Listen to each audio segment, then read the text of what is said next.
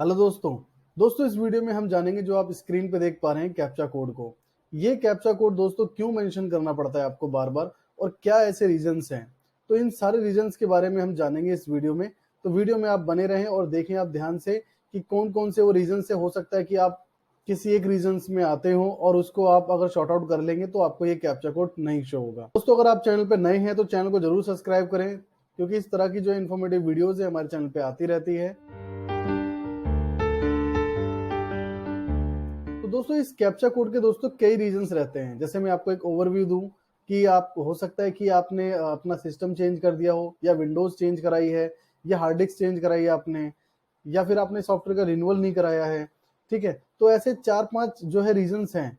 तो मैं प्रैक्टिकली इस वीडियो में आपको दिखाता हूँ कि ये जो आप देख पा रहे हैं स्क्रीन पे, ये सबसे पहला केस क्या है, रिन्यूअल के बेसिस पे है। अब ये जो है इसमें हार्ड डिस्क भी सेम है, विंडोज भी सेम है, सारी चीजें सेम है, कोई प्रॉब्लम नहीं है, लेकिन फिर भी इसमें कैप्चा कोड शो हो रहा है। जैसे कि आप स्क्रीन पे देख पा रहे हैं, इसका रीजन आपको शो हो रहा है यहाँ पे, वारंटी नोटिस। तो ये इसकी जो वारंटी है वो 19/3 को ही फिनिश्ड हो गई थी, लेकिन इन्होंने रिन्यूअल नहीं कराया। तो रिन्यूअल नहीं कराया तो उसके रीजन की वजह से आपको ये कैप्चा कोड डालना पड़ रहा है। अब ये जैसे ही मैं कैप्चा कोड डालूंगा तो कुछ कुछ मॉडिफिकेशंस, कुछ कुछ एंट्रीज के बेस पे जो है वो नॉट ऑथोराइज बताएगा। जैसे कि ये भी आपको शो होता है कि कभी कभी मॉडिफाई का ऑप्शन शो नहीं हो रहा, लेकिन आप नया बिल जनरेट कर पा रहे हैं। तो ये सारा कुछ जो है इसी के बेस पे है। अब देखिए इसके अंदर जो है ना मॉडिफाई का ऑप्शन नहीं आएगा। अभी मैं इसको अगर नो कर दूं, अब मैं कोई भी बिल अगर मॉडिफाई करता हूं इसमें, अब देखिए बिल मैं मॉडिफाई तक भी नहीं पहुंच पा रहा आपको, क्योंकि इनका जो ओवर ड्यू है वो काफी ज्यादा हो चुका है। तो अब मैं किसी भी ऑप्शन को नहीं यूज कर पा रहा।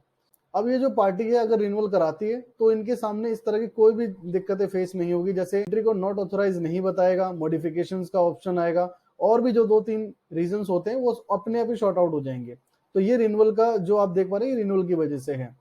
और दोस्तों दूसरा रीजन जो होता है, जब भी आप सॉफ्टवेयर को बाय करते हैं तो आपको जो लाइसेंस मिलता है उसमें आप अगर ध्यान से पढ़ेंगे तो यहाँ पे ये देखो लिखा हुआ है कि आपको 3 महीने के बाद ये वेरीफाई कराना है। कैसे करना है अभी वो भी मैं आपको बताऊंगा।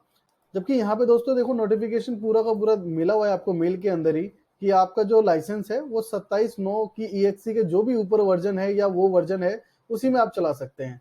अगर उससे पहले के जो वर्जन है अगर उसको आप यूज करते हैं तो आपको इस तरह की दिक्कतें फेस होगी कि आप एंट्री नहीं कर पा रहे, आपको नॉट ऑथोराइज बता रहा है, या आपका सॉफ्टवेयर ओपन नहीं हो रहा, या किसी और तरीके का एरर आपको शो हो रहा है।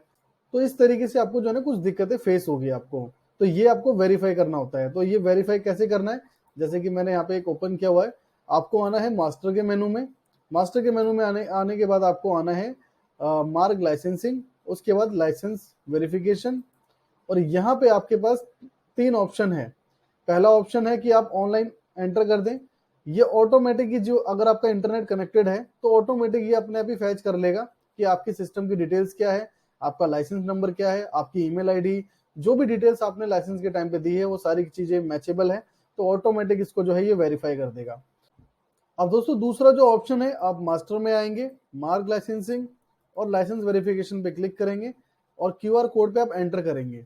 अगर आपके पास इंटरनेट की कनेक्टिविटी है तो आप यस करेंगे तो सारी डिटेल वैसे ही ऑटोमेटिक फैच कर लेगा ये। नहीं तो आप इस पे नो पे एंटर करेंगे अगर आपके पास इंटरनेट नहीं है। उसके बाद आप अपने मोबाइल से इसको स्कैन करके वेरीफाई कर लेंगे, तो भी आपका लाइसेंस जो है वेरीफाई हो जाएगा। और दोस्तों नेक्स्ट ऑप्शन के लिए आपको मार्क की ऑफिशियल वेबसाइट पे आना होगा। तो मैं मार्क की ऑफिशियल वेबसाइट पे आता हूँ। तो दोस्तों गूगल ओपन करके आप मार्क ईआरपी को सर्च करेंगे। जैसे ही मैं मार्क ईआरपी को सर्च करता हूँ तो सबसे पहला ही पेज आपको शो हो जाएगा। आपको इस पे क्लिक करना है।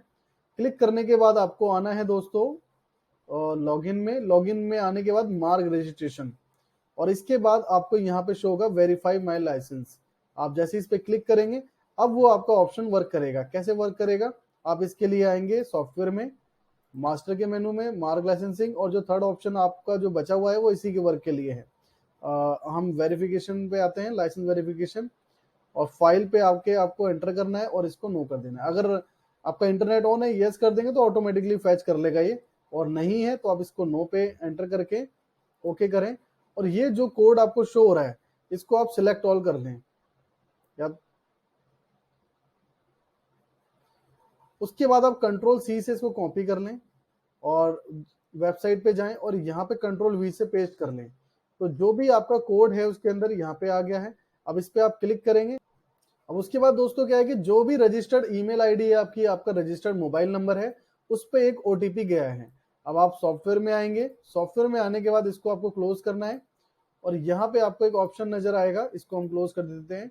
और यहाँ पे आप जो चौथा ऑप्शन आपको शो हो रहा है ओटीपी पे आके, आप वो ओटीपी आप यहाँ पे मेंशन कर देंगे जो आपके मोबाइल नंबर पे आया है।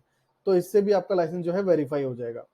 तो इस तरीके से जो है आप अपने लाइसेंस को वेरीफाई कर सकते हैं अगर आपका वेरीफाई नहीं है तो।